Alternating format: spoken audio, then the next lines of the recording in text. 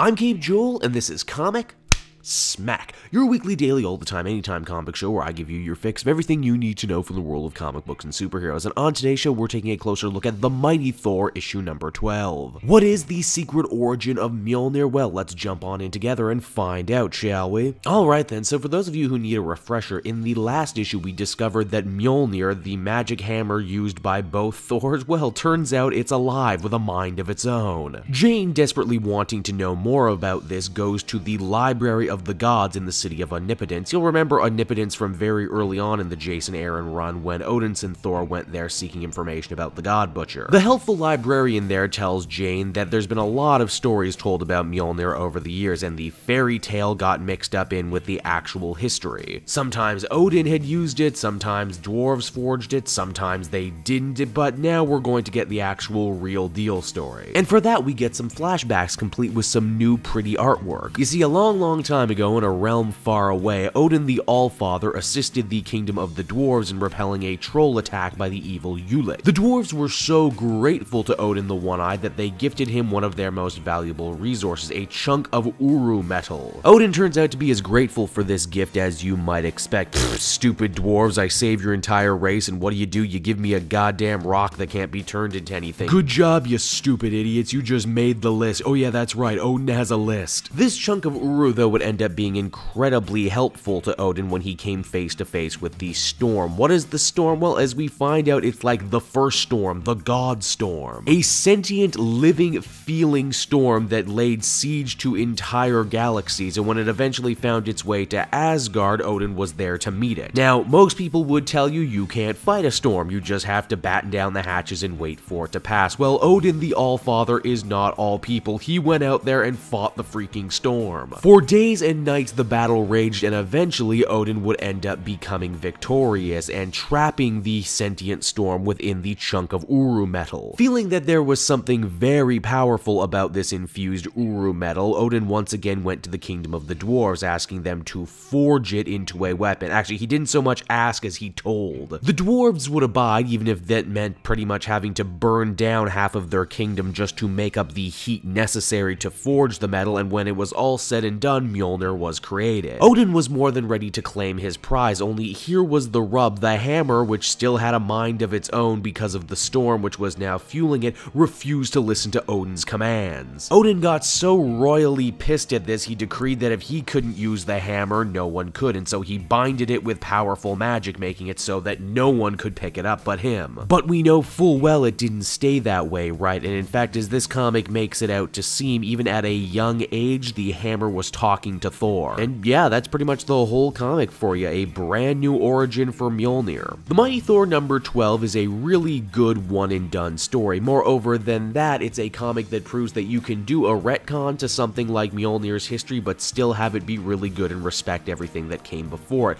This is a retcon that builds on what came before instead of tearing it down. In fact, this story opens up about 1 million new avenues that Jason Aaron can take now that we know that the hammer has been alive and sentient this whole time. In fact, as my buddy Rob from Comics Explained theorized, maybe the reason Odinson Thor couldn't wield the hammer anymore is because when Nick Fury whispered to him, he wasn't actually whispering to him at all, but to the hammer. And I mean, that's just one question. Then we gotta ask ourselves, why did it choose to reach out to Jane Foster of all people? What did it see in her that no one else did? I could really talk all day about this, but at the end of the day, all you need to know is that this was a really solid issue in what is still a really amazing comic book series that continues to reinvent itself and take itself into new and interesting directions. Overall, I would give this one a 9 out of 10. Hey everyone, thanks so much for watching my newest video. I hope you enjoyed it, and while you're here, why not check out another video I have on offer, or maybe if you're feeling in a supportive mood, you want to like or subscribe. And if you want to support the creation of more videos just like this one, then please by all means check out the Cape Joel Patreon. A little bit goes a very long way, and I will see you all next time.